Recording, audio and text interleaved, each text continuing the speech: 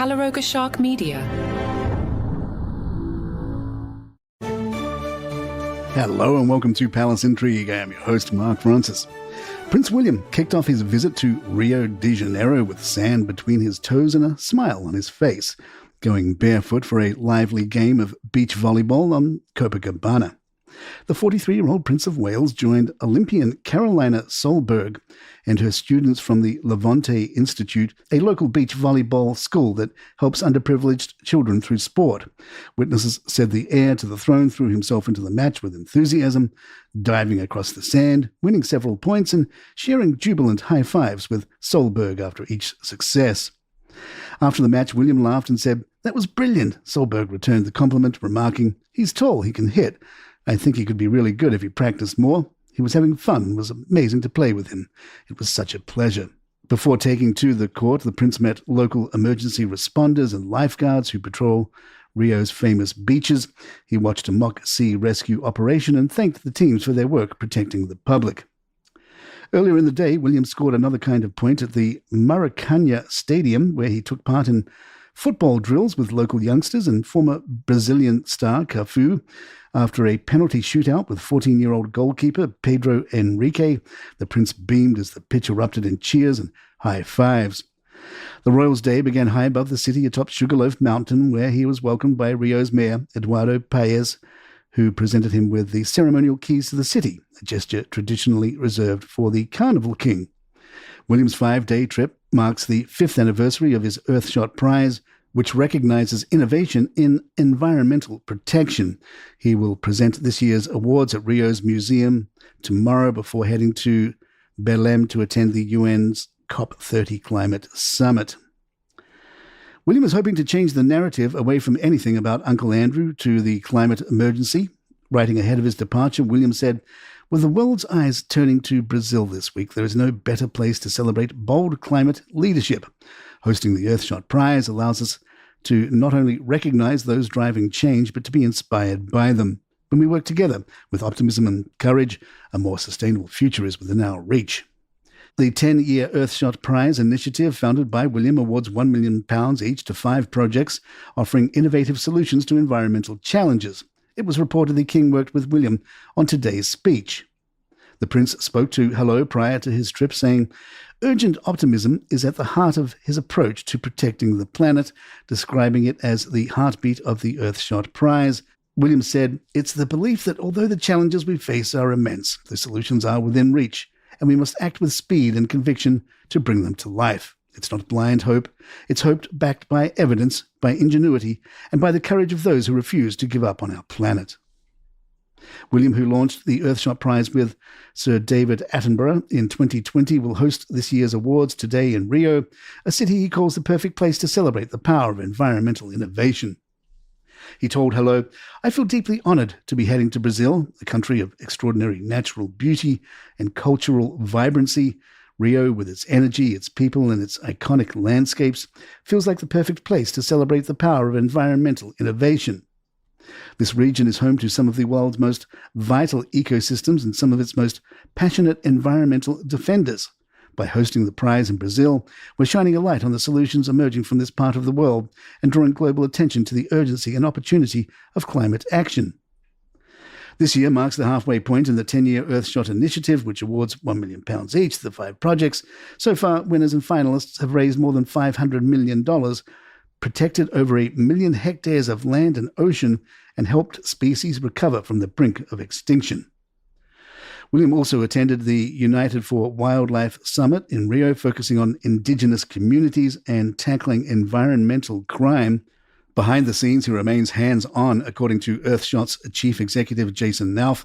The prince is very happy to roll up his sleeves, get on the phone or travel to meetings. He's always thinking about how he can help create new opportunities for our finalists.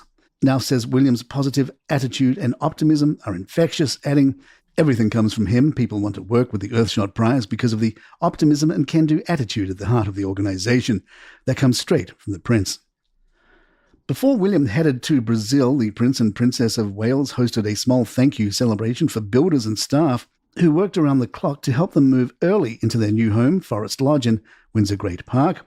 William and Kate reportedly served drinks and snacks at the York Club, a private pub for Crown Estate residents, to express their gratitude for the team's effort in completing the move weeks ahead of schedule. The family's relocation marks their official farewell to Adelaide Cottage, which William is said to have privately described as cursed. The couple had moved there from Kensington Palace in 2022, hoping for a quieter life near the late Queen, but within weeks of their arrival, the Queen died, and the following months brought family strain, the release of Spare, and both Kate and the King's cancer diagnosis. An insider told the Daily Mail, "Every part of Adelaide Cottage, sadly, had an unpleasant memory associated with it.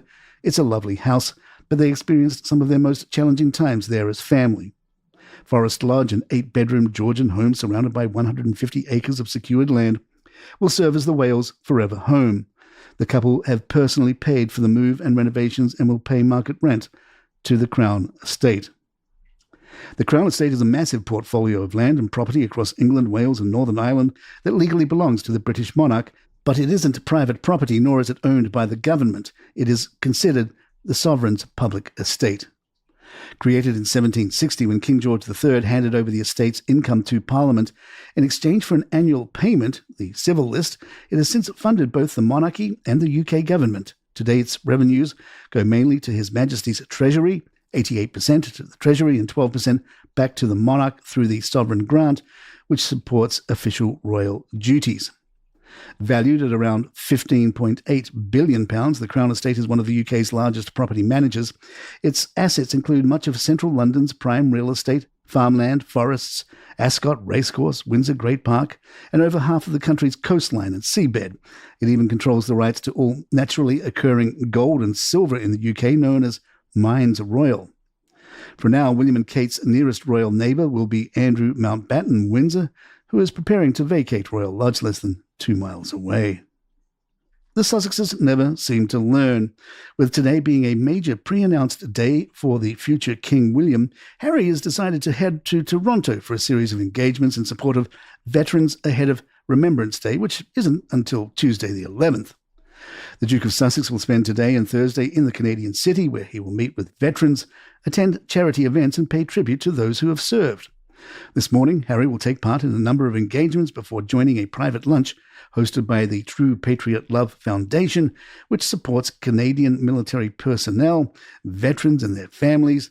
Later in the day, he will attend a fundraising dinner for the Halo Trust, the landmine clearance charity once championed by his late mother, Princess Diana. On Thursday, the Prince will visit the Sunnybrook Veterans Centre for a private meeting with residents before returning that evening for True Patriot Love's National Tribute Dinner. A spokesperson for Sunnybrook confirmed the visit but said the event would be private.